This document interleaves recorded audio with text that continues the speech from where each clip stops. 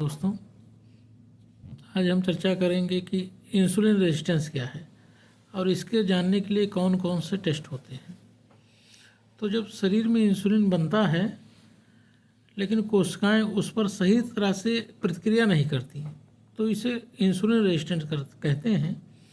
ये आगे चलकर pre diabetes, type 2 diabetes, fatty liver, polycystic ovarian syndrome, obesity आदि में रिस्क बढ़ा देता है। तो इसको जानने के लिए सबसे महत्वपूर्ण टेस्ट है, उसमें से फास्टिंग इंसुलिन या खाली पेट खून में इंसुलिन की मात्रा बढ़ाता है। और इंसुलिन रेजिस्टेंस में फास्टिंग इंसुलिन अक्सर हाई होता है। दूसरा है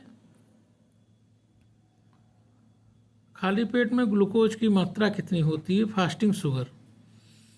तो फास्टिंग शुगर नॉर्मल रहने पर भी इंसुलिन रेजिस्टेंस हो सकता है। इस टाइप के इंसुलिन रेजिस्टेंस को हम लोग बोलते हैं हिडन इंसुलिन रेजिस्टेंस। तीसरा जो महत्वपूर्ण टेस्ट है वो है HbA1c, मीनिंग ग्लाइकोसाइलेटेड हीमोग्लोबिन। ये पिछले 3 महीने का औसत शुगर लेवल बताता है। इंसुलिन रेजिस्टेंस वाले लोगों में अक्सर HbA1c धीरे धीरे बढ़ने लगता है। चौथा है ट्राइग्लिसराइड। हाई ट्राइग्लिसराइड में इंसुलिन रेजिस्टेंस का जोखिम अधिक होता है और ये कभी कभी फैटी लीवर का अर्ली संकेत भी हो सकता है। पांचवा है एचडीएल कोलेस्ट्रॉल। इंसुलिन रेजिस्टेंस में अधिकतर एचडीएल कोलेस्ट्रॉल लो होता है।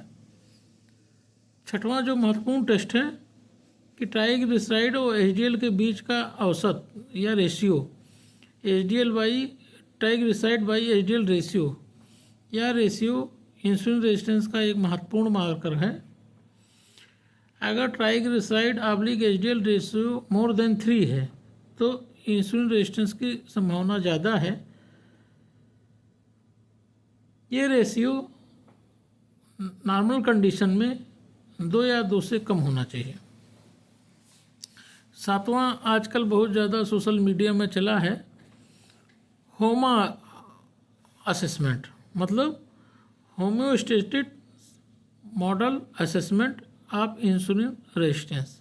इसको हम लोग बोलते हैं होमा IR, या इंसुलिन रेजिस्टेंस निकालने का गणितीय तरीका है। इसमें अगर ग्लूकोज मिलीग्राम पर डेसीलीटर में हो तो fasting insulin into fasting glucose, fasting insulin micro unit पर ml में और फास्टिंग ग्लूकोज मिलीग्राम पर डेसीलीटर में ऑब्लिक 405, तो इस तरह निकालते हैं। और होमा रेजिस्टेंस का इंटरप्रिटेशन इस तरह होता है, अगर ये वैल्यू लेस देन 1 है तो ये आइडियल इंसुलिन सेंसिटिविटी है, 1 to 2 इज़ नॉर्मल, 2:2.9 तक ये अर्ली इंसुलिन रेजिस्टेंस है और मोर देन 3 है सिग्निफिकेंट इंसुलिन रेजिस्टेंस। कुछ लैब्स में रेफरेंस बदल भी सकता है। अब ये प्रश्न आता है कि ये टेस्ट किनको करवाना चाहिए।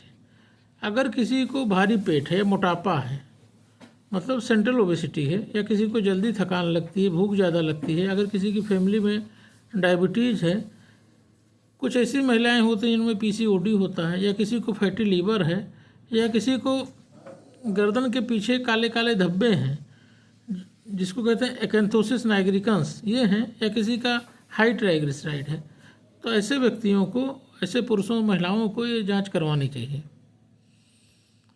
अब इंसुलिन रेजिस्टेंस को इम्प्रूव कैसा किया जाए। अगर लो कार्बोहाइड्रेट या बैलेंस डाइट ली जाए, रेगुलर एक्सरसाइज की जाए, वेट रिडक्शन किया जाए, अच्छी नींद ली जाए और स्ट्रेस कंट्रोल किया जाए, और खाने में